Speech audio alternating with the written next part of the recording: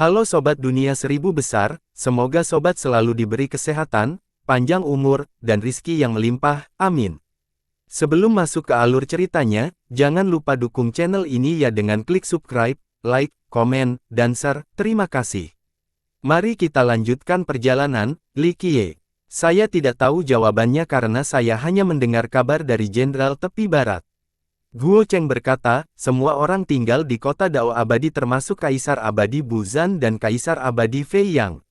Penakluk bercahaya sekarang bertanggung jawab atas kota Dao. Aku ingin tahu apakah ada sesuatu yang terjadi di sana. Bai Feng menarik napas dalam-dalam. Kota Dao Abadi adalah benteng rakyat, yang memungkinkan mereka untuk melawan pengadilan surgawi. Anggota terkuatnya tinggal di sana termasuk penguasa Dao Puresun yang legendaris. Mereka adalah satu-satunya yang mampu melawan naga cahaya dan penakluk pemakaman surga. Sayangnya, mereka baru saja menutup gerbangnya. Apakah orang lain masih bisa masuk meskipun Kaisar memilih untuk tidak keluar? Tanya Bai Feng. Aku tidak tahu, mungkin hanya penakluk bercahaya atau seseorang yang memiliki kedudukan serupa yang bisa menjawabnya, kata Guo Cheng. Mengapa orang-orang tua itu bertingkah seperti kura-kura yang bersembunyi di dalam cangkangnya? Tidak seperti keberadaan yang agung yang ingin menakut-nakuti mereka, dan lagi pula, mereka bukan pengecut. Kata Niu Fen. Guo Cheng terkejut setelah mendengar ini dan mengatupkan bibirnya, tidak berani mengatakan sesuatu yang tidak pantas mengenai para kultivator tak terkalahkan, tidak seperti orang sombong ini. Tidak harus musuh, bisa jadi malah rejeki, jadi mereka waspada terhadap mata-mata yang tamak, kata Li Qiye. Jika para kaisar tidak keluar, apa tanggapan terhadap serangan dari pengadilan surgawi? Bai Feng khawatir, pengadilan surgawi tidak bisa menghancurkan gerbang kota Dao Abadi. Niu Fen menggelengkan kepalanya. Namun, domain Dao telah terekspos, dan pengadilan surgawi dapat memperoleh wilayah kekuasaan. Ujarnya, kalau begitu, itu tergantung pada yang lain, apakah mereka ingin sepenuhnya mendukung kota Dao? Itu tergantung pada sikap Imperial Field. Niu Fen tersenyum. Dia tidak memiliki kesetiaan sebanyak itu terhadap rakyat di 6 benua. Dia hanya melawan aliansi surga karena dia tidak menyukai pengadilan surgawi. Itu tidak ada hubungannya dengan rasa keadilan atau persahabatan. Petik 2 tanda seru petik 2. Ekspresi Bai Feng menjadi masam karena Momentous Frontier bisa terseret ke dalam kekacauan ini juga. Bangsawan muda, apakah para dewa dari Momentous Frontier mampu menghentikan serangan dari Celestial Court? Tanyanya pada Li Qiye. Saya khawatir mereka sedang menghadapi masalah saat ini.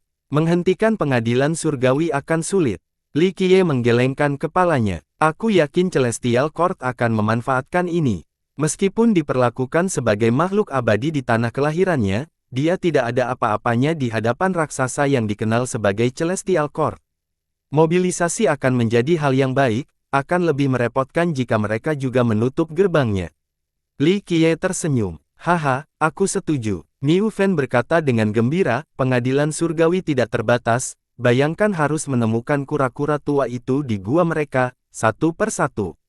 Jika mereka berkerumun seperti lebah, akan lebih mudah menangkap semuanya sekaligus. Guo Cheng dan Bai Feng tidak berani berkomentar karena masalah ini jauh di luar kewenangan mereka.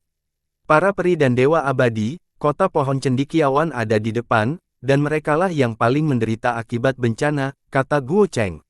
Mereka tidak berhasil masuk ke kota sebelum dihentikan oleh sekelompok kultivator yang kuat. Aura mereka membuat manusia gemetar ketakutan dari jarak bermil-mil jauhnya. Semua memiliki baju besi, perak yang sama dengan cahaya yang mampu menerangi langit. Terdiri dari penguasa surgawi dan penguasa naga. Manusia akan menganggap mereka sebagai pasukan dari surga. Sungguh mengejutkan melihat pasukan kultivasi di dalam Momentous Frontier. Dalam keadaan normal, para dewa tidak akan pernah mengizinkan hal ini. Guo Cheng, aku sudah menunggumu. Pemimpinnya adalah seorang pemuda dengan aura yang mengesankan, tampak seperti kesayangan surga. Aura penguasa naganya dapat menyapu seluruh wilayah. Kehadirannya menyerupai seekor naga besar yang turun ke sungai dan menyebabkan tsunami. Perikin. Dia melihat Guo Cheng terlebih dahulu sebelum melihat yang lain berdiri di belakangnya. Rekan Taois Wang Chong, Bai Feng menjawab, mengapa pasukanmu ada di sini? Pemuda itu adalah seorang jenius dari klan Kekaisaran Tepi Barat. Saat ini ia menjabat sebagai Jenderal Surgawi. Saya mendengar berita tentang masalah di Mementos Frontier dan datang untuk menawarkan bantuan. Militer akan melakukan apapun yang bisa dilakukan untuk membantu orang-orang di sini, kata Wang Chong dengan bangga. Mementos Frontier tidak membutuhkan bantuanmu. Para dewa akan mengurus ini, kata Bai Feng. Kurasa tidak. Wang Chong menggelengkan kepalanya dan berkata, kurasa para dewa sudah tidak ada di sini lagi. Kalau tidak, mengapa negeri ini akan dilanda bencana? Para dewa punya rencana, klan kekaisaranmu tidak perlu repot-repot dengan ini, kata Bai Feng serius. Saya telah mengunjungi banyak tempat dan tidak pernah melihat para dewa beraksi. Menurut pendapat saya, mereka telah meninggalkan Mementos Frontier. Sepertinya kita perlu mengambil alih sekarang, kata Wang Chong. Kau harus berhati-hati dalam memilih kata-katamu, rekan Daois. Mata Bai Feng menyipit. Klan kekaisaran mungkin kuat tetapi Wang Chong ini hanya memiliki 4 buah, jelas bukan lawannya. Saya tidak bersikap tidak masuk akal di sini. Lihatlah bencana-bencana yang ada, di kota ini saja ada wabah atau kutukan yang tidak dapat disembuhkan. Saya berencana untuk membakarnya untuk menghentikan penyebarannya. Kata Wang Chong, apa, ada jutaan orang yang tinggal di sini. Guo Cheng terkejut, ini diperlukan untuk menghentikan kutukan. Wang Chong berkata, jika para dewa tidak lagi peduli dengan tanah ini, kami akan bertanggung jawab. Jangan, pikirkan penduduknya, teriak Guo Cheng. Hanya serangga biasa, tidak masalah jika membakar semuanya, ulang Wang Chong. Bai Feng dan Guo Cheng tidak percaya apa yang mereka dengar, bagaimana dia bisa berencana membakar seluruh kota. Seluruh tepi barat, tidak masalah untuk memusnahkan mereka semua. Seseorang memecah keheningan. Siapa lagi yang bisa melakukan ini selain Li Qiye? Para anggota tepi barat melotot tajam ke arahnya setelah mendengar hal ini. Apa yang kau katakan? Aku tantang kau untuk mengulanginya, kata Wang Chong mengancam. Haha, anjing zaman sekarang tidak tahu kapan harus berhenti menggonggong. Niu Fen menyingsingkan lengan bajunya dan tersenyum, Tuan muda, Anda ingin dia dimasak dengan cara apa? Diasinkan atau diasinkan? Wang Chong sangat marah, niat membunuhnya membumbung ke arah keduanya. Sayangnya, dia tidak menyadari apapun karena teknik penyembunyian Niu Fen. Dasar orang bodoh, hari ini aku akan menjadikan kalian berdua sebagai contoh. Aura Wang Chong tampak seperti sejuta pedang yang semuanya mengarah ke Li Qiye dan Niu Fen. Cukup, Wang Chong. Bai Feng berdiri menghalangi jalannya. Nona Qin, hal yang bijak untuk dilakukan sekarang adalah mengurus dirimu sendiri terlebih dahulu. Dia melotot padanya dan berkata, mengubah sapaannya dari Perikin menjadi Nona Qin. Kesenjangan di antara mereka berdua tidak dapat diatasi. Harta dan senjata tidak cukup untuk menutupi kesenjangan tersebut. Biasanya, seorang Raja Naga 4 buah akan memanggil Raja Naga 6 buah dengan sebutan Saudara Dao. Bahkan, rekan Daois pun bisa dianggap sebagai penghinaan. Dalam kasus ini, memanggilnya Nona Qin menunjukkan rasa percaya dirinya. Klannya adalah yang terkuat di domain Dao jadi dia tidak takut padanya. Dia mengingatkannya tentang latar belakang mereka dan agar dia pintar. Ekspresinya menjadi gelap ketika dua sinar keluar dari matanya. Wang Chong, klanmu tidak punya kekuatan di sini. Jaga ucapanmu atau kau tidak akan bisa meninggalkan tempat ini hidup-hidup. Dia menalurkan energinya dan langsung memperingatkannya. Ini bukan ancaman kosong karena energi pedangnya siap membantai semua orang dari tepi barat. Nona Qin, Andalah yang harus berhati-hati dengan kata-kata Anda. Wang Chong tidak menyangka reaksi sekuat itu darinya. Ia kesulitan menahan tekanan darinya, apalagi anak buahnya. Lalu, dia berkata dengan dingin, tepi barat tidak punya hak untuk bertindak sembrono di Mementos Frontier. Jika kau bersikeras membuat masalah, sebaiknya kau tanyakan pada dirimu sendiri terlebih dahulu apakah ada orang dari klanmu yang bisa menyelamatkanmu dari pedangku saat ini. Logika mengatakan bahwa dia tidak akan berani melakukan apapun. Sayangnya, tampaknya dia bersedia melakukan apapun dan membunuhnya. Ketenaran klannya saja tidak akan menyelamatkannya dalam situasi ini. Haha, begitu ya. Dia tertawa karena terlalu marah. Masalahnya adalah dia lebih unggul dalam hal kultivasi. Saya akan mengingat ini, Nona Qin. Kita akan bertemu lagi. Dia mendengus sebelum pergi bersama anak buahnya. Dia menanggung penghinaan ini untuk saat ini. Klannya hanya perlu mengirim lebih banyak penguasa naga yang kuat lain kali dan seiring waktu, mereka akan mampu menguasai seluruh Mementos Frontier. Guo Cheng punya firasat buruk tentang ini. Pertarungan antara penguasa naga bisa secara tidak sengaja memusnahkan kultivator dan manusia yang lebih lemah. Jutaan manusia bisa mati karena satu ledakan yang tidak terkendali. Begitu Wang Chong pergi, dia menghela napas lega dan berkata, silakan lihat, peri dan dewa. Begitu mereka masuk ke dalam Scholar Tree, mereka mendapati jalanannya kosong. Suasananya seperti kota berhantu, tidak ada pengunjung yang mau berlama-lama di sana. Bisakah kau jelaskan situasinya? Bai Feng melihat manusia diam-diam mengintip dari pintu dan jendela. Kulit mereka mengerikan, sepucat mungkin dengan kutukan hitam di dahi mereka. Awalnya hanya sedikit yang terinfeksi, sekarang seluruh kota seperti ini. Mereka sakit dengan begitu banyak penyakit, kata Guo Cheng. Seorang penguasa bisa menjadi dokter terhebat sepanjang sejarah bagi manusia. Apapun bisa disembuhkan bahkan tanpa perlu alkimia. Hanya energi sejati kekacauan yang bisa menyembuhkan penyakit apapun. Saya mencoba menggunakan energi sejati kekacauan untuk menyembuhkan mereka, tetapi itu sama sekali tidak berguna. Sayangnya, itu tidak berhasil untuk Guo Cheng. Apakah ada hal aneh yang terjadi sebelum ini? Tanya Bai Feng. Dewa pembersih berhenti melindungi kami, dan kuda tabib pun menghilang, katanya. Kuda tabib itu hilang. Ekspresi Bai Feng menjadi gelap. Bangsawan muda, apa sekarang? Ke kuil dulu. Li Qiye melihat sekeliling sebelum menyarankan. Guo Cheng memimpin jalan dan membawa mereka ke kuil utama kota. Meskipun keadaan kota saat ini sangat menyedihkan, beberapa manusia masih menyeret diri mereka yang menderita keluar dari tempat tidur dan datang untuk berdoa. Kuil ini milik dewa pembersihan. Keduanya bertanggung jawab untuk menangkal penyakit. Manusia di wilayah itu menikmati kehidupan yang indah, hampir bebas dari komplikasi serius apapun selain penuaan.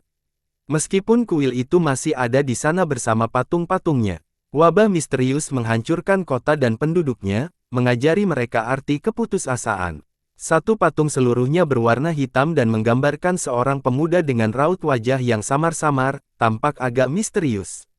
Patung kedua lebih realistis tetapi lebih menakutkan. Patung itu mengenakan jubah hitam yang disulam dengan benang putih menyerupai kerangka. Akan tetapi, terlepas dari penampilan mereka, manusia tetap menghormati mereka karena berkat kesehatan yang mereka miliki. Kuil dan tempat suci mereka tidak pernah kekurangan persembahan dan dupa. Mengapa orang-orang tua memilih patung-patung yang menakutkan seperti itu? Seharusnya mereka membuat patung-patung itu lebih normal, kata Niu Fen. Dia mengenali mereka, Kaisar Abadi Busi dan penguasa Dao Tulang. Mereka memilih untuk berbagi tempat dewa yang sama setelah membentuk Mementos Frontier, sesuatu yang agak tidak terduga. Tidak ada reuni tanpa dendam lama. Li Qiye tersenyum dan menggelengkan kepalanya. Benar, rumor mengatakan bahwa mereka adalah musuh bebuyutan saat itu.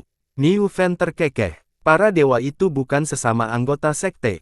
Bai Feng terkejut mendengarnya karena dia memiliki akses ke beberapa sejarah para dewa. Anggota sekte, mereka mencoba saling membunuh begitu saja. Niu Fen tertawa. Itu hanya perseteruan. Li Qiye tersenyum dan berkata, dalam arti tertentu, mereka memang memiliki asal-usul yang sama sehingga tidak sepenuhnya salah untuk menganggap mereka sebagai sesama anggota sekte. Dari kelihatannya, sepertinya mereka telah berbaikan. Kurasa perseteruan tidak jadi masalah jika mereka sudah mati beberapa kali setelah bertarung satu sama lain. Niu Fen mengangkat bahu dan berkata, Bones juga terbunuh di Eight Desolaces dan masih bisa merangkak keluar. Bai Feng tidak tahu apapun tentang legenda ini karena dia tidak berasal dari Eight Desolaces. Menurut cerita, Bones Daolord dianggap tidak dapat dibunuh, selalu mampu bangkit. Namun, ia akhirnya bertemu dengan seorang kultivator ganas Tirtin. Tebasan terakhir pendekar pedang ini sangat dahsyat dan berhasil membunuh Bones. Tentu saja, Bones masih selamat dan menyempurnakan hukum jasanya, Golden Cycle of Death. Generasi mendatang tidak tahu tentang kelangsungan hidupnya dan pendakiannya ke 6 benua. Setelah mengetahui masa lalu, Bai Feng mengomentari hal lain, kuda tabib itu hilang. Ada ruang kosong di dekat kedua patung itu. Seharusnya ada seekor kuda di sana, simbol yang sama seperti tangkai dewa. Patung-patung itu juga tidak memiliki sifat keilahian. Niu Fen menggelengkan kepalanya. Ini bukan alasan wabah dan penyakit. Li Qiye berkata, manusia tidak akan sakit hanya karena tidak memiliki perlindungan. Benar, ada gangguan lagi, kata Bai Feng. Manusia di Momentous Frontier dapat hidup hingga 100 tahun tanpa menderita penyakit serius berkat perlindungan para dewa. Manusia di dunia luar masih hidup dengan relatif baik, tidak terus-menerus menderita kesakitan. Pasti ada sesuatu yang jahat dan jahat sedang terjadi. Sayangnya, ini di luar kemampuan Bai Feng. Bas, Li Qiye mengangkat tangannya dan menerangi area kosong, memperlihatkan aura abu-abu. Yang lain mengenalinya, pelakunya sama seperti sebelumnya. Li Qiye langsung menjepit aura itu dengan 2 jari dan melumpuhkannya. Aura itu tampak berteriak dengan ganas, berusaha melepaskan diri. Benda ini lagi, belum lagi Bai Feng, bahkan Niu Fen tidak sepenuhnya memahami aura abu-abu itu. Itu tidak tampak seperti kekuatan kegelapan atau kejahatan. Niu Fen hanya tahu bahwa itu bukan milik dunia ini. Agak menarik. Li Qiye memeriksanya dan berkata, ia sedang mengalami metamorfosis. Setelah dia selesai menarik seluruh aura di dekat patung-patung itu, entah dari mana aura itu melepaskan tebasan. Ingin membunuhnya, dia mengangkat tangannya, dengan mudah meniadakan tebasan energi sebelum membakar sisa aura menjadi abu. Secara teori, manusia biasa seharusnya tidak sanggup menahan keberadaan benda ini di dalam tubuh mereka. Li Qiye menggelengkan kepalanya dan berkata, bangsawan muda, apakah maksudmu ini adalah hal yang menyebabkan wabah yang menyebar luas? Ekspresi Bai Feng berubah masam. Benar sekali, kata Li Qiye. Jadi seperti parasit, tanyanya. Tidak juga, itu hanya kekuatan yang tersebar dan melekat pada makhluk hidup, kata Li Qiye. Kekuatan yang tersebar, bagaimana jika sumbernya benar-benar mencoba menyerang secara aktif? Niu Fen menjadi serius. Kau juga tak bisa melawannya, sepertinya para dewa Dao penting sedang ditekan oleh metamorfosis itu. Kata Li Qiye, jadi apa yang harus kita lakukan, bangsawan muda? Bai Feng menjadi gugup, apakah semua orang di kota ini akan mati? Dan jika kekuatan ini terus menyebar, Dao besar akan jatuh selanjutnya. Mereka mungkin menjadi seperti boneka, kata Li Qiye, atau zombie, kan? Kata Niu Fen. Kurang lebih, ini adalah transformasi antara Momentous Dao dan kekuatan ini. Kata Li Qiye, sungguh aneh, gumam Niu Fen. Tolong selamatkan kami, bangsawan muda. Bai Feng bersujud, menyadari bahwa Li Qiye mungkin satu-satunya yang mampu menghentikan kekuatan tak dikenal ini. Li Qiye menghela napas dan berkata lagi, takdir lagi. Setelah mengatakan itu, Yin dan yang berputar di antara telapak tangannya, membentuk rune Dao yang berdenyut dan tidak henti-hentinya berubah. Pop, dia melangkah maju dan menyebabkan rune Dao menyala di bawah kakinya. Rune itu menyebar ke seluruh kota dan dapat dilihat oleh semua penduduk. Rune kuno berkembang biak dan menyebar di bawah kaki mereka, akhirnya menjadi bab tertinggi. Halamannya menopang kota, dan cahaya mengalir ke atas dari tanah.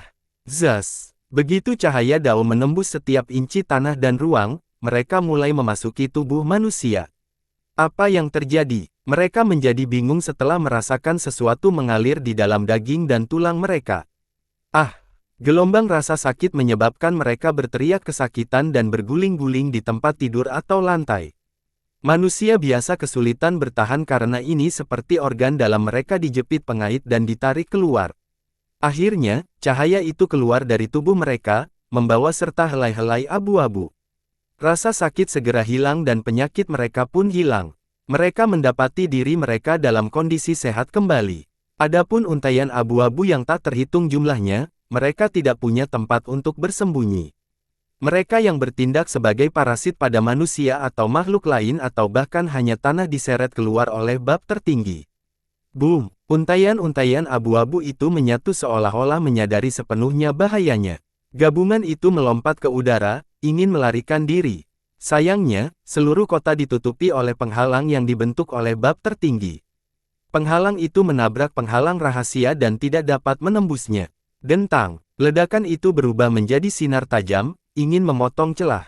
Li Qiye mendengus dan mengangkat tangannya, membentuk telapak tangan yang sangat kuat. Telapak tangan itu berhasil menahan ledakan itu tanpa kesulitan apapun. Dia kemudian menggunakan api daunnya untuk membakar campuran abu-abu itu sebelum menghilangkan penghalang. Partikel-partikel terang berhamburan ke bawah. Para dewa, mereka tidak meninggalkan kita. Para manusia menjadi emosional setelah melihat ini. Mereka hanya punya satu penjelasan untuk ini, para dewa telah kembali untuk melindungi mereka. Dewa pembersih masih ada di sini untuk melindungi kita. Mereka tidak tahu bahwa ada orang lain yang telah menghancurkan monster abu-abu itu dan menghilangkan penyakit mereka. Meskipun demikian, fenomena supranatural ini bukanlah hal yang aneh bagi penduduk Mementos Frontier karena mereka adalah penganut agama yang taat. Hal ini dianggap sebagai mukjizat dari Dewa Pembersih. Kita diberkati sekali lagi, tidak ada yang perlu ditakutkan. Mereka bersujud ke arah kuil, menyampaikan doa dan pemujaan kepada para dewa. Neih, seekor kuda hitam terlihat kembali di kuil utama. Patung-patung itu kembali bersinar dengan keilahian. Doa-doa manusia hanya meningkatkan keilahian mereka, yang akhirnya tersalurkan ke dalam kuda. Kita bertemu lagi. Li Qiye tersenyum, setelah melihat kuda sungguhan di 9 dunia. Ini adalah tunggangan Kaisar Abadi Busi. Niu Fen menatap patung kuda itu dan berkata, "Terima kasih atas bantuanmu, bangsawan muda. Kau adalah penyelamat kami." Qin Baifeng tersadar kembali dan bersujud, menunjukkan rasa terima kasihnya kepada semua orang. Saya hanya seorang pejalan kaki yang datang di waktu yang tepat. Juru selamat yang sebenarnya adalah dao momentum yang diciptakan oleh para dewa, yang saya lakukan hanyalah mengaktifkannya. Kata Li Qiye sambil tersenyum. Guo Cheng diliputi emosi, berpikir bahwa metode Li Qiye barusan bagaikan keabadian. Pelindung, jenderal dari tepi barat ingin membunuh lembu suci. Seorang kultivator dari Mementos Dao berlari masuk dan berteriak dengan cemas. Apa katamu? Mengapa jenderal surgawi mereka ingin membunuh lembu suci itu? Guo Cheng juga panik. Saya mendengar lembu dewa itu menjadi gila dan mengamuk. Mereka mencoba membunuh sekarang, kata pembudidaya itu. Peri, dewa abadi, aku tidak tahu harus berbuat apa. Guo Cheng berkata dengan gugup, jika lembu suci itu dibunuh, dewa ternak tidak akan bisa mengganggu negeri ini lagi. Lembu dewa memiliki peran yang sama dengan tangkai dewa dan kuda tabib, yaitu media untuk menampung keilahian dan keyakinan. Mari kita lihat, kata Li Qiye. Aku tahu di mana tempatnya, aku akan memutarnya, immortal. Guo Cheng tidak bisa menunggu lebih lama lagi karena tanggung jawabnya adalah melindungi orang-orang di Mementos Frontier. Setelah sampai di lokasi kejadian, mereka melihat kawanan lembu pembohong yang jumlahnya ribuan ekor menerjang bak tsunami. Gemuruhnya menggemparkan langit dan bumi. Meskipun pemandangan ini menakutkan, lembu-lembu itu sendirilah yang ketakutan dan panik, berlarian dengan panik berusaha melarikan diri sambil menginjak-injak pohon di sepanjang jalan. Terjadinya keras terdengar dari puncak di daratan, pertempuran antara pasukan Wang Chong dan seekor lembu dewa seukuran puncak. Surainya yang menjuntai ke bawah menyerupai air terjun yang tak terhitung jumlahnya. Ia memiliki tubuh yang kuat dengan otot-otot yang menonjol. Ia tampak seperti diukir dari granit, penuh dengan kekuatan. Matanya bersemangat dan menyerupai dua lentera, yang mampu mencapai lingkungan sekitar 10 mil.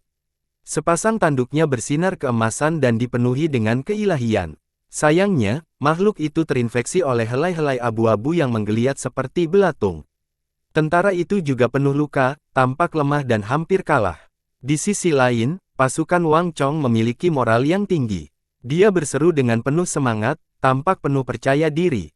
Berhenti, apa yang kamu lakukan, Wang Chong? Bai Feng sangat marah. Sapi ini dirasuki oleh roh jahat. Lihatlah organisme yang membusuk, kita harus membunuhnya sebelum berubah sepenuhnya dan mencegah bencana lebih lanjut. Wang Chong berteriak dan melanjutkan serangannya. Omong kosong, lembu dewa adalah perantara dewa ternak. Bai Feng memasuki medan perang. Hentikan dia sampai aku membunuh. Rambut Wang Chong berkibar tertiup angin saat ia mengumpulkan lebih banyak energi. Tentara tepi barat, membentuk formasi besar untuk menghentikan. Mati. Wang Chong memanfaatkan afinitas ringan untuk tombak peledak. Ruang runtuh akibat serangan itu. Ledakan. Ia menusuk lembu itu, menyebabkannya jatuh ke tanah dan meraung kesakitan. Kau ingin mati? Li Qiye juga memasuki medan perang dan melirik Wang Chong. Junior sombong, sebutkan namamu, aku tidak membunuh siapapun. Kebanggaan Wang Chong mencapai titik tertingginya setelah mengalahkan lembu itu, tidak takut pada siapapun, terutama pria biasa ini. Baiklah, kematian adalah pilihanmu. Li Qiye tersenyum. Dasar bodoh, akulah yang akan membunuh. Kata Wang Chong dengan marah, siap membunuh siapapun yang menghalangi. Orang itu mungkin seekor serangga, tetapi dia tidak keberatan menginjaknya hari ini. Tombak petirnya berderak hebat dan melesatkan sinar langsung ke arah Li Qiye. Li Qiye tidak memasukkan mata dan berdiri diam. Ledakan, sinar petir menyambar Li Qiye dan menghilang, tanpa meninggalkan luka sedikit pun. Sebagai Raja Naga 4 buah, Wang Chong cukup pintar untuk menyadari bahwa ia telah salah membaca situasi. Ekspresinya berubah masam tetapi sudah terlambat. Li Qiye menggerakkan telapak tangannya ke bawah dengan santai dan sebuah gerakan muncul dari atas. Seolah-olah seluruh langit menekan Wang Chong. Aktifkan. Wang Chong meraung dan keempat buah sucinya menjadi cemerlang. Dia mendorong ke atas dengan kedua tangan dan mencoba menyegel area di sekitarnya untuk menghentikan telapak tangan itu. Bam! Tamparan itu masih mengenainya, membuatnya terpental seperti meteor dan menghantam tanah, meninggalkan lubang yang di dalam. Ia merencanakan darah berulang kali, tubuhnya hancur. Ia buru-buru menyembuhkan diri dan mencoba keluar lagi. Sayangnya, Li Qiye ada di sana dan mencapainya, membuatnya tidak bisa bergerak sama sekali. Amarah dan ketakutan menguasainya saat ia melepaskan lebih banyak darah. Ia belum pernah merasakan penghinaan seperti itu sejak debutnya di Dao. Li Qiye mengabaikannya dan melirik sapi yang desah itu. Sinar petir telah menembus tubuh sebelumnya sehingga sapi itu tersimpan di dalam darah. Mata memelotot keluar sementara keilahiannya perlahan menghilang. Hal ini menyebabkan helaian abu-abu menjadi lebih kuat. Tanpa perlindungan sang dewa, helaian itu tertanam ke dalam lembu dengan maksud untuk menguasainya. Li Qiye mengangkatnya lagi dan mencabut benang-benang itu satu per satu. Hal ini menyebabkan benang-benang yang tersisa mempercepat proses invasi mereka, dengan tujuan bersembunyi di dalam tubuh lembu. Ini tidak berhasil karena Li Qiye mempercepat proses ekstraksi.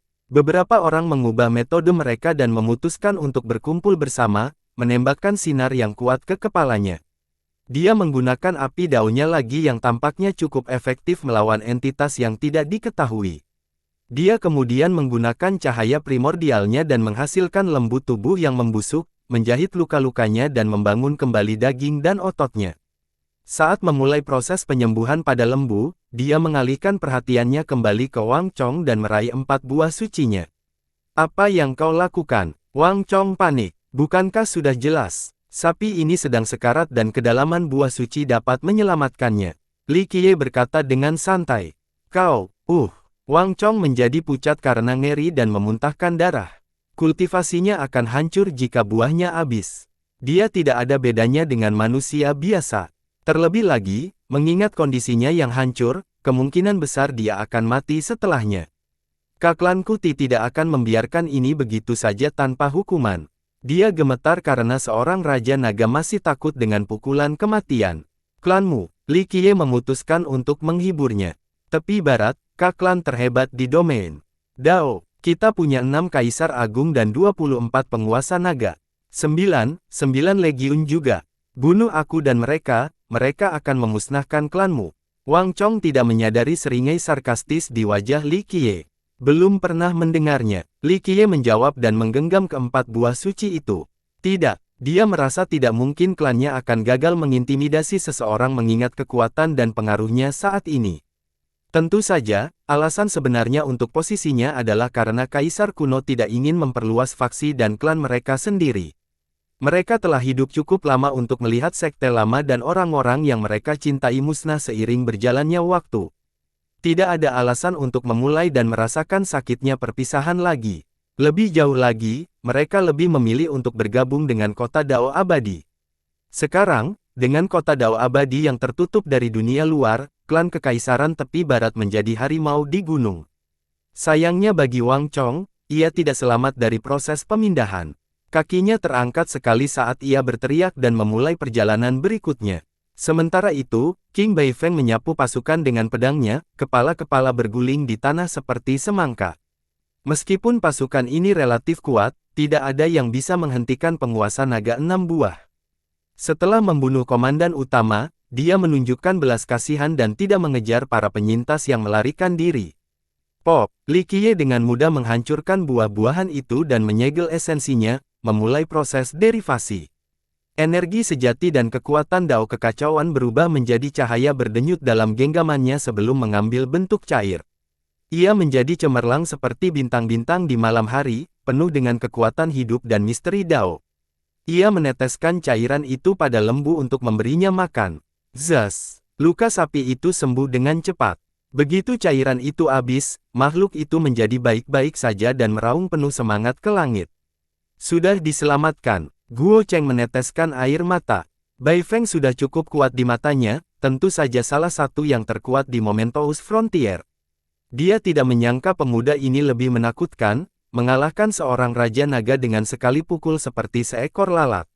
Yang terpenting, dia mampu merebut 4 buah suci Wang Chong dan bahkan menghancurkannya. Kekuatan ini melampaui imajinasi Guo Cheng, belum lagi kemampuan menyembuhkannya dengan mengubah sari buah menjadi obat. Sebelumnya, ia telah berspekulasi tentang kekuatan para kaisar dan raja.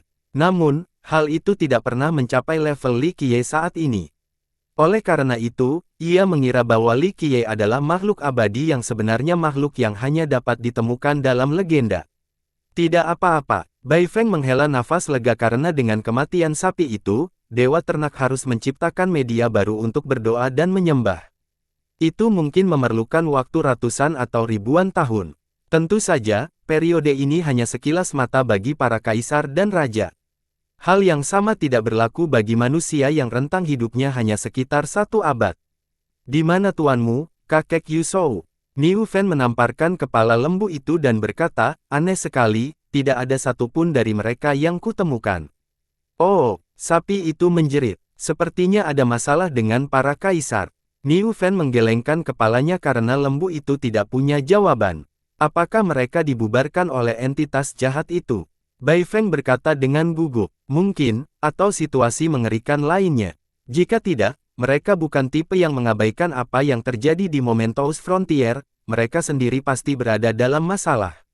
Niu Fen mengusap dagunya sambil merenung, secara individu saja sudah kuat, belum lagi menjadi satu di perbatasan. 1 atau 2 lawan tidak bisa menekan mereka. Mungkinkah itu? Pengadilan surgawi, tanya Bai Feng. Para bajingan di pengadilan surgawi bertindak berbeda. Ketika mereka memutuskan untuk bertindak, mereka akan mengumpulkan kekuatan yang tangguh, jadi jika mereka menginginkan Mementos Frontier, mereka akan menggunakan pasukan yang dipimpin oleh kaisar dan raja untuk menyapu bersih, bukan metode seperti ini. Kata Niu Fen, apa-apaan ini, bencana demi bencana, namun para dewa tidak terlihat. Qin Bai Feng khawatir. Kita tinggal cari orang tua itu. Bangsawan muda, ayo kita ke tablet. Niu Fen mengangkat bahu. Li Qiye, di sisi lain, mengusap dagunya dan melirik sekeliling sebelum berkomentar, ada yang aneh dengan benda ini. Aneh? Dengan cara apa? Niu Fen bertanya, percaya bahwa tidak ada yang tidak bisa dipecahkan oleh Li Qiye. Itu adalah masalah kemauan. Li Qiye memasang ekspresi aneh sebelum menjawab, sepertinya itu ada hubungannya denganku. Berhubungan denganmu, Tuan Muda. Hal ini agak menyeramkan, jika tidak bisa dikatakan jahat. Memang, dan disitulah letak masalahnya. Namun, itu ada hubungannya denganku. Li Qiye tersenyum. Hal ini membuat Niu Fen kehilangan kata-kata. Tuan Muda, bisakah Anda menjelaskannya lebih lanjut? Bai Feng bertanya dengan lembut. Yah, sepertinya itu berasal dariku. Li Qiye mengusap dagunya. Begitu ya, Bai Feng tergagap kemudian, Tuan Muda, Anda tidak jahat ataupun menyeramkan. Itu masih bisa diperdebatkan. Li Qiye berkata, kamu mungkin tidak tahu ini, tapi aku punya beberapa gelar termasuk jagal dan paling ganas. Hehe, itu semua sudah berlalu. Kamu begitu hebat dan mengagumkan saat itu. Niu Fen tertawa. Bukankah aku sekarang tampak mengagumkan? Li Qiye menatapnya sinis. Tentu saja, hanya saja berbeda. Dulu, kau seperti pemuda berdarah panas yang siap membantai dan menghancurkan. Sekarang, kau adalah penguasa segala zaman dan dapat mengendalikan kosmos hanya dengan satu pikiran, kau juga lebih penyayang dan hanya membunuh para pelanggar, bukan seluruh klan dan sekte. Kata Niu Fen. Mungkin aku harus melambaikan tanganku dan menghancurkan dunia untuk mengubah pendapatmu, apakah menurutmu kau akan selamat? Kata Li Qiye, jangan lakukan itu, kau adalah penguasa yang paling penyayang dan baik hati, penguasa cahaya, dan penjaga alam semesta. Niu Fan menjulurkan lidahnya dan tersenyum kecut. Bai Feng berdiri di sana, terdiam mendengar pujian yang terang-terangan dan tak tahu malu itu. Tentu saja, jika dia tahu bahwa dia adalah penguasa Dao Puncak yang mampu memikul tanggung jawab penting, reaksinya akan lebih kuat. Jika situasinya menuntut pertunjukan penjilatan ini darinya, penguasa naga 6 buah seperti dia mungkin tidak memenuhi syarat untuk bergabung dalam tindakan tak tahu malu itu. Gemuruh. Sebuah gempa bumi tiba-tiba menghentikan pembicaraan mereka. Boom! Sebuah kerangka raksasa merangkak keluar dari tanah, tampak seperti gunung. Apa-apaan benda itu? Guo Cheng merasa ngeri setelah melihatnya. Kerangka yang terbangun itu meraung. Apakah itu jahat? Ekspresi Bai Feng berubah. Niu Fan dengan hati-hati mengamati cahaya di dalam rongga mata kerangka itu dan berkata, itu bukan kejahatan, mungkin sesuatu yang besar yang sudah lama mati. Sekarang ia dibangkitkan oleh kekuatan yang tidak diketahui. Tidak hanya satu, banyak yang terbangun. Li Qiye melihat sekeliling dan berkata, Niu Fan dan yang lainnya melompat ke langit dan benar saja, mereka melihat orang mati hidup kembali di kuburan dan hutan belantara. Beberapa sudah tinggal tulang belulang, yang lain masih mengalami proses pembusukan, tampak agak menakutkan dan memuakkan. Beberapa mayat adalah milik makhluk-makhluk perkasa yang telah terkubur di bawah tanah sejak lama, harimau raksasa, burung, dan ular. Gemuruh. Mereka merangkak keluar dari tanah, tampaknya terbangun oleh sesuatu yang bergerak di bawah tanah dengan aura yang menghidupkan kembali. Kemunculan monster kerangka dan zombie membuat para penonton merasa seolah-olah dewa kematian sedang datang, membawa pasukan untuk memanen dunia ini. Apa yang terjadi? Kaki Guo Cheng gemetar ketakutan. Sejenis kekuatan mistis. Bai Feng menarik napas dalam-dalam. Meskipun dia belum pernah melihat hal seperti ini sebelumnya, dia mengerti sumber fenomena tersebut. Aura kematian, kemungkinan besar kekuatan bawaan. Komentar Niu Fan. Boom! Kerangka terbesar mulai berjalan menuju dunia fana. Karena ukurannya yang sangat besar, satu hentakan saja dapat membunuh banyak manusia. Adapun yang lainnya, mereka mulai berjalan tanpa tujuan dan tampaknya tidak agresif terhadap yang hidup. Meskipun demikian, beberapa di antaranya terlalu besar dan dapat menyebabkan kerusakan yang parah jika tidak ditangani. Lagi pula, manusia di Momentous Frontier tidak memiliki cara untuk melarikan diri dengan cukup cepat. Ledakan yang terbesar mendekati sebuah kota, menyebabkan gempa hebat di setiap langkahnya. Enyahlah, Niu Fan melambaikan tangannya dan menghancurkan kerangka itu. Namun, pecahan-pecahan itu kembali menyatu dan kerangka itu meraung lagi. Oh, mari kita lihat apa yang bisa kamu lakukan. Niu Fan melompat ke udara dan meningkatkan tekanannya. Sementara itu, Qin Bai Feng sibuk menghancurkan mayat-mayat dan kerangka-kerangka yang bergerak lainnya. Dia mengayunkan pedangnya ke segala arah, mencegah mereka bergerak mendekati pemukiman manusia manapun. Celakanya, meski ia memotong-motong dan memenggal kepala mereka, mereka tetap berdiri tegak dan menjadi utuh lagi, hampir tidak bisa dibunuh. Adapun Li Qiye, dia fokus mengamati perbatasan. Dia melangkah maju dan mengejar, muncul di pintu masuk lembah yang dalam. Aura yang dikejarnya menghilang di tempat ini. Kerangka dan mayat jatuh ke tanah, tidak lagi berdaya. Niu Fan dan Qin Bai Feng berhenti berkelahi dan bergegas terbang mencari Li Qiye. Buka! Li Qiye mengetuk pintu masuk. Gemuruh. Lapisan rune pertahanan muncul di seluruh lembah, tampak tak tertembus. Rune itu berbentuk seperti lonceng emas, mencegah apapun masuk. Li Qiye menambahkan sedikit kekuatan lagi, menyalurkannya ke semua penghalang. Gemuruh. Dunia seakan tenggelam dan lapisan-lapisannya mulai runtuh, tak mampu menahan serangan Li Qiye. Klang! Saat lembah itu terbuka, sebuah lingkaran emas muncul dan mencoba memenggal Li Qiye dengan kekuatan yang tak terhentikan. Kaisar dan penguasa Dao biasa mungkin tidak dapat menghentikannya. Bam! Li Qiye menggenggamnya erat-erat dengan tangan kosong. Bahkan jika lawan ingin menariknya kembali, dia tidak bisa menggerakkannya sedikit pun. Siapa kau? Sebuah suara terdengar dari sebuah gua di dalam lembah. Kemudian, cahaya di lembah itu menyatu menjadi satu sinar. Dunia seakan terdorong mundur oleh sinar yang berdenyut itu. Bintang-bintang dan matahari tampak pucat jika dibandingkan dengan kecemerlangan yang berasal dari sinar itu. Sinar itu menambahkan lapisan emas ke seluruh wilayah. Lapisan ini dapat menembus cakrawala dan membunuh para dewa.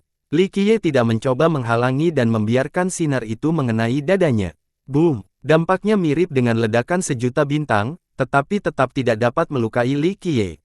Siapapun yang menyaksikan ini akan terdiam. Boom! Li Qiye menghantam ke bawah dan langsung memadamkan sinar itu, memutus cahaya keemasan dan memperlihatkan seseorang. Dia menyeret orang itu keluar dan membantingnya ke tanah. Setelah debu mengendap, ternyata itu hanya kerangka. Entah bagaimana, benda itu mengundang decak kagum alih-alih takut. Benda itu menyerupai kerangka anak laki-laki berusia 12 tahun, berwarna keemasan dari atas ke bawah. Matanya menyerupai batu permata. Namun, hal yang paling menarik perhatian tentang kerangka sempurna ini adalah cincin cahaya di atas kepalanya. Ia memancarkan kesucian dan membuat orang lain merasa rendah diri. Mereka ingin bersujud karena ini bisa jadi merupakan lingkaran cahaya malaikat, yang mampu memurnikan pikiran dan jiwa. Kerangka itu juga memiliki jantung, tetapi alih-alih menjadi jantung merah yang berdenyut, jantung itu berwarna abu-abu seolah tertutup debu. Meskipun demikian, cahaya merah yang berkedip-kedip dapat terlihat di permukaan seolah-olah sedang dalam proses menjadi jantung yang sebenarnya. Jaringan-jaringan tumbuh di dekat rongga dada kerangka itu. Jaringan-jaringan itu juga berwarna abu-abu dan memiliki bau kematian yang menyeramkan, tumbuh lebih cepat setelah kerangka itu diturunkan oleh Li Qiye. Kerangka itu berteriak dan mengumpulkan energi untuk menekan daging yang terus tumbuh. Siapa kamu? Setelah berhasil menghentikan pertumbuhannya, ia mendongak dan berteriak pada Li Qiye. The Dark Crow. Ia menjadi takut sekaligus gembira saat melihat Li Qiye. Tidak, Guru Suci, tolonglah kami. Hahaha, tulang emas, benar-benar menerima kekalahan. Niu Fen dan Bai Feng telah tiba di tempat kejadian. Bencana. Kerangka itu terkejut melihat Niu Fen tetapi fokus pada Li Qiye. Guru Suci, bisakah kami mengandalkanmu? Takdir lagi, Li Qiye menjawab dengan sentimental. Guru Suci, waktuku habis. Kerangka emas itu berkata dengan cemas, kekuatan ini mengembalikanku ke asal, orang mati di bawah langit akan terlahir kembali bersamaku. Apa terburu-buru, Tuan Muda bisa membersihkan kejahatan ini kapan saja. Niu Fen tersenyum. Baiklah, itu sebabnya kita berada di tempat yang sama. Bersiaplah, ini akan menyakitkan. Kata Li Qiye. Tidak apa-apa. Si kerangka menarik napas dalam-dalam dan melengkungkan dadanya ke depan. Bas. Tangan Li Qiye diselimuti oleh cahaya purba saat dia menusukkannya ke dada kerangka itu. Ah!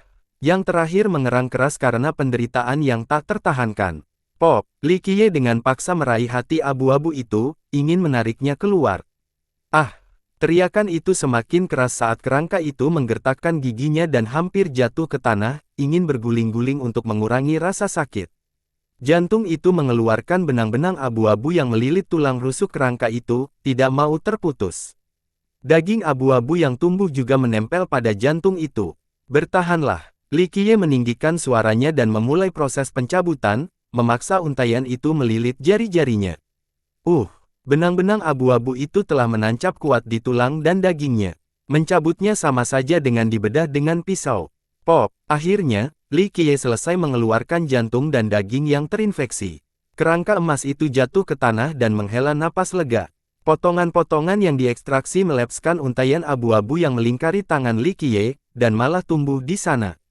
Apa-apaan benda ini? Niu Fen dan yang lainnya merasa ngeri saat melihat makhluk seperti tentakel itu.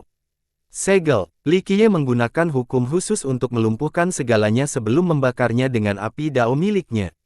Mereka berdenyut terang tetapi bahkan tidak dapat meledak karena segel yang tidak dapat dipecahkan. Berbeda dengan kasus-kasus sebelumnya, ada satu hal yang tertinggal setelah pengorbanan itu, setetes darah. Namun, ada benda abu-abu kecil yang menggeliat di dalamnya. Li Qiye tidak menunjukkan belas kasihan dan menggunakan cahaya primordialnya untuk membakar semua yang ada di dalam tetesan darah itu. Setelah sepenuhnya dihilangkan, tetesan darah itu menyerupai batu rubi tanpa cacat. Mengesampingkan penampilan luarnya yang menakjubkan, darah itu mengandung kekuatan paling murni dari esensi Dao dan cahaya primordial yang berkilauan. Jika kultivator lain melihatnya, mereka mungkin menyebutnya darah seorang yang abadi. Baunya harum sekali. Niu Fen menarik napas dalam-dalam dan mengeluarkan air liur, aku yakin ini sangat bergizi, bertahun-tahun kehidupan. Terima kasih atas bantuanmu, Guru Suci. Kerangka emas itu bangkit dan mulai membesar. Tulang emasnya perlahan berubah menjadi putih. Dagingnya tumbuh kemudian dan dia berubah menjadi pemuda tampan dengan keilahian yang luar biasa, seolah menyatu dengan surga dan bumi. Tolong, kamu memiliki kerangka emas yang sangat bagus namun kamu memilih untuk berubah menjadi sekantong daging biasa, sungguh vulgar. Kerangkamu sebelumnya jauh lebih enak dipandang, kata Niu Fen dengan nada meremehkan. Aku adalah dewa dunia ini, jadi aku harus selaras dengan para penghuninya. Pemuda itu menjawab dengan percaya diri. Lihatlah pelipismu, kamu tidak terlihat seperti ini, berhentilah berusaha membuat dirimu terlihat lebih baik, kata Niu Fen. Dunia belum melihat wujud asliku, itu hanya gambaran. Pemuda itu tersenyum. Dewa pembersihan. Bai Feng tidak percaya diri namun tetap tenang. Guo Cheng, di sisi lain, menjadi sangat emosional. Dia bisa saja sedang melihat dewa sekarang. Benar. Pemuda itu memperlihatkan senyum lembut dan gagah. Jangan tertipu oleh penampilan tampan ini. Niu Fen mengungkap kisah lamanya, kerangkanya di Eight Desoles sangat tidak sedap dipandang.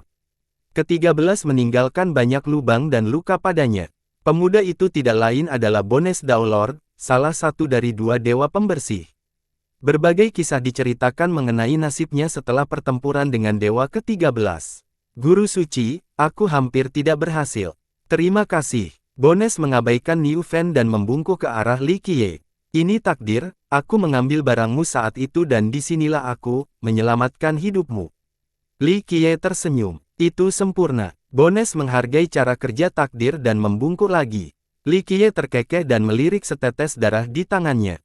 Apa ini? Bones terkejut melihat darah itu. Tunggu, kamu tidak tahu apa itu. Itu tumbuh dalam dirimu. Niu Fen memasang ekspresi aneh saat menatap Bones. Akan lebih mudah jika aku tahu apa itu. Kejadiannya begitu cepat, benda ini melekat padaku dan mulai menumbuhkan hati lalu daging. Aku tidak punya pilihan selain berubah kembali ke wujud asliku dan melarikan diri agar tidak mengganggu saudara-saudaraku. Bones tersenyum kecut dan menggelengkan kepalanya. Jadi ternyata aura kematian yang menghidupkan kembali semuanya memang bocor dari Bones Daolord. Ini terjadi ketika dia dipaksa untuk kembali ke bentuk emasnya. Itu darahku. Li Qiye mendesah dan mengungkapkannya.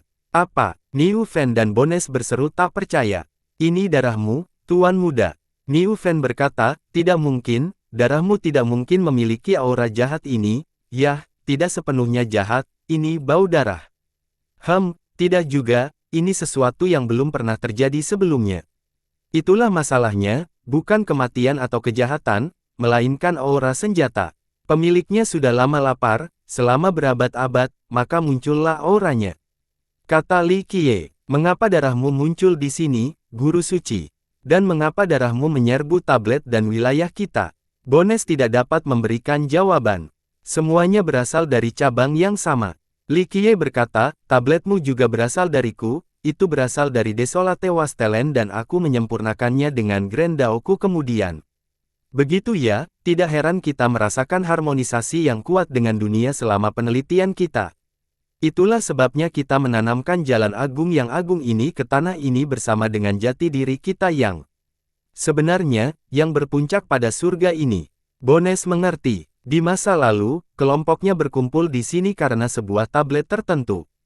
Mereka tidak tahu dari mana asalnya, yang mereka tahu tablet itu memiliki Grand Dao tertinggi yang mampu disempurnakan secara khusus. Mereka melakukan hal itu dan menggunakannya sebagai fondasi Momentous Frontier. Mereka membuat pilihan sulit untuk menjadi dewa dan hidup berdampingan dengan ciptaan mereka. Seiring berjalannya waktu, tanah menjadi makmur dan lebih banyak kuil dibangun. Berkat mereka menjadi lebih kuat dan semuanya berjalan dengan baik. Hal ini terjadi hingga baru-baru ini ketika tablet tersebut tiba-tiba diserang oleh aura abu-abu. Aura tersebut melingkari target dan ingin menginfeksi rune internal. Tentu saja para dewa tidak mengizinkan hal ini terjadi. Jadi, semua datang untuk menekan aura tersebut. Dengan kekuatan mereka, mereka bisa saja mengancam semua benua abadi. Sayangnya, mereka tidak bisa menghentikan infeksi. Beberapa rune diambil alih, menyebabkan area kehilangan perlindungan dan berkat. Bones berbeda dari yang lain karena bentuk aslinya. Ia menjadi sasaran empuk aura itu dan entah bagaimana aura itu menciptakan jantung di tulang rusuknya. Ia tidak punya pilihan selain meninggalkan semua orang, berharap dapat mengatasinya sendiri. Untungnya, jalur pengungsinya membuat Li Qiye waspada dan mampu mengatasi aura tersebut. Ini tidak ada di sini sebelumnya. Dia meneteskan tetesan darah itu. Itu karena ada hal lain di wilayah ini, kalian semua tidak menyadarinya. Li Qiye menggelengkan kepalanya. Tidak mungkin, kami menyempurnakan setiap inci tanah ini dengan Mementos Dao. Saya yakin untuk mengatakan bahwa tidak ada yang lain karena usaha keras kami. Tulang tidak setuju. Perkembangannya sempurna dan diulang beberapa kali, menghilangkan semua ketidakmurnian sehingga dao penting mereka dapat meresap ke wilayah tersebut. Ini membangun hubungan yang sempurna dengan penggunaan kuil dan pemujanya. Benda ini berada di luar kemampuanmu. Li Qiye berkata, kamu tidak akan mampu mendeteksinya bahkan setelah peningkatan RPM yang cukup besar, benda ini pasti siap. Niu Fen dan Bones tidak dapat mempercayainya. Niu Fen biasanya mengolok-olok Bones tetapi tetap mengetahui tentang kekuatan kelompok itu. Semua hal itu tampak tidak masuk akal. Mengapa sesuatu yang begitu kuat masih ingin disembunyikan?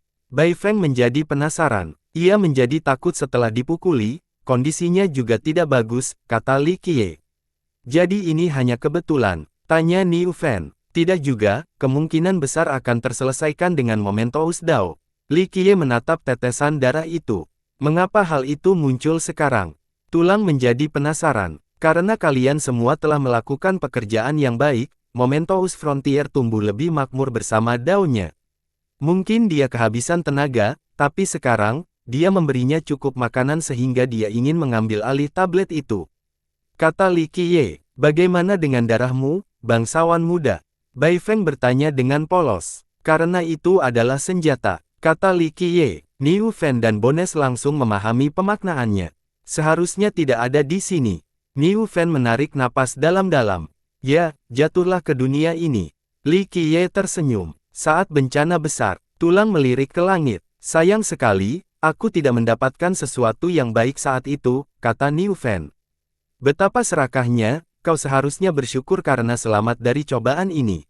Ucap Bones dengan dingin. Tolong, tidak seperti pulau jelekmu yang hancur, aku benar-benar aman di alam rahaya tertinggi. Hehe, jika aku tidak disibukkan dengan hal-hal penting lainnya, aku bisa saja mengambil mayat. Kata Niu Fen. Omong kosong. Li Qiye tidak dapat menahan tawa sebelum menamparkan bagian belakang.